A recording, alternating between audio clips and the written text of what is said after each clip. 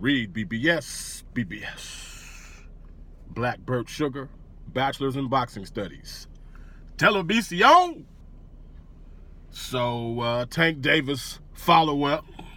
Tank Davis did what Tank Davis do.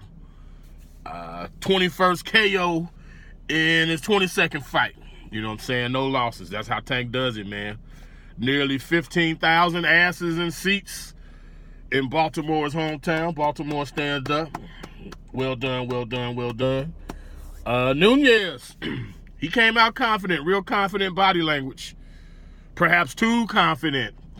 First round, Tank was kind of observing, kind of throwing them some stabs to the body, you know, the right jabs to the body, filling them out. Some meaty left hooks to the body, and was just missing with left hooks to the head. Round two, the arrogant Núnez, him and Tank are clinched up. And Núnez kind of looks to the crowd dismissively, kind of like, yeah, this your boy. He's like, yeah, I got this type of look. And out of nowhere, whop, he gets hit, clocked, and rocked with a left hook. And from there, then Tank landed a right hook around my man's guard and just went left hook crazy on him. Had his head draped over the top rope. A la the Hooker Ramirez fight, which was the same night. I mentioned that in my Mo Hooker podcast, how it was weird. The two main fights of the weekend both kind of ended the same way, with the losing fighter's head draped over the top rope. And in both cases, the fight was stopped pretty much right then. After the fact, so Leo Santa Cruz, he's still keeping his name in the mix, saying that he thinks he could wear Tank down and stop him, which is strange because, I mean, you couldn't wear down or stop Abner Mares or even really visibly hurt Abner Mares in any fight you had with him, but you think you can do so with Tank. Okay. He's probably just talking it up. I get it. Yuriorkis Gamboa, he was on the undercard of the Tank Núnez fight, and he looked real good, but it was against a stiff, robotic Rocky Martinez, who holds his guard like Rocky Phil. I've never seen a dude have a more amateurish way of holding his gloves. It looks like a 9-year-old kid who's never boxed before. But whatever, Rocky Martinez, former world champion, he's doing something right. It's just this guard looks bad. I wasn't shocked at all that an athletic fighter like Gamboa ate him up. It was what it was. The fight that Gervonta wants, though, is Tevin Farmer, who fought on the Hooker Ramirez undercard. In fact, they fought simultaneously because I was watching both. So the Farmer fight started and got to like the third round, and then Tank walked to the ring, and his fight was finished before Farmer's. It is what it is. Farmer, 6 KOs. He's just not a puncher like that. So Tank got him out of there. Tank's still salty because when he lost his IBF title on the scales, Farmer was the one who picked it up, and they've had their Twitter back and forth. They've even had a few face-to-face altercations since then. Which brings me to Tank's promoter once again. Old boy over here. You see old boy over there. You know what I'm talking about. His promoter. He said, yeah, we want that. We think that's a pay-per-view fight. Time out. Hold up. Wait. Gervonta Tank Davis versus Tevin Farmer?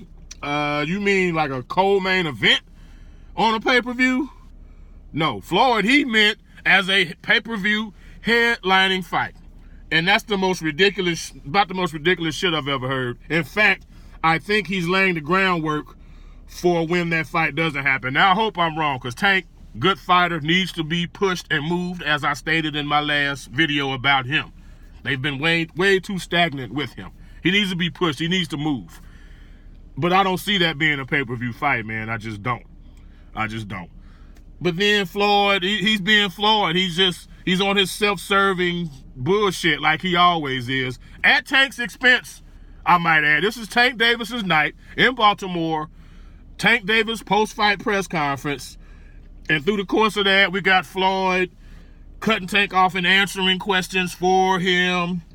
Reminding people how shortly after leaving Top Rank, within 3 fights, he made $750 million. He had to remind everyone he's the face of Mayweather Promotions. Wow, really? Like, no shit. Floyd Mayweather, you're the face of Mayweather Promotions? In other news, your boy REED-BBS, is the face of REED-BBS Televisión. I know that's shocking. I know that's hard to believe. It's hard to fathom. It's hard to comprehend, but it's true. It's true. Anyway, man, just a bad look all along, all the while. I took Tank to Miami. When I took Tank to Dubai, blah, blah, blah. The way that, like, so when Tank's in the ring and the cameras are there, now you got to walk over and whisper some shit in his ear. I'm sure it really helped him in the fight.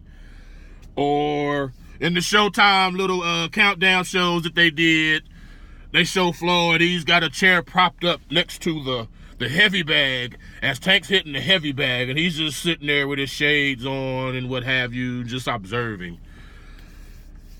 Tank, it's your career, brother. I'm going to say it like this. I think the last thing you or any fighter needs is a thirsty, insecure-ass promoter, so-called promoting them. He's promoting himself more than he's promoting you, bruh.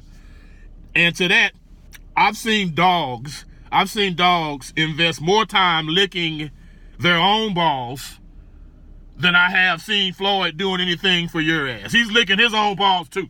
He's like the dog licking his own ball. He likes the smell of them. He's divulging more time into that than he is into your career, bruh. Open your eyes, man. Open your eyes. You're already managed by Heyman anyway. And Heyman he's got independent promoters out the ass. He's got Richard Schaefer and Ringstar. He's got the TGB people. There's always Lou DeBell out there. Al Heyman can get you fights with or without Floyd, man. I'm just saying. I know it's probably some hero type thing, mentor, whatever, at one point. But at what point does this man stop making himself the most important dude in the room, or the one everybody wants to see and talk to the most at your expense when you're the one fighting? Just food for thought, brother. REED-BBS, BBS. Black Bert Sugar, Bachelor's in Boxing Studies. Televisión. When all is said and done, there's nothing left to say or do.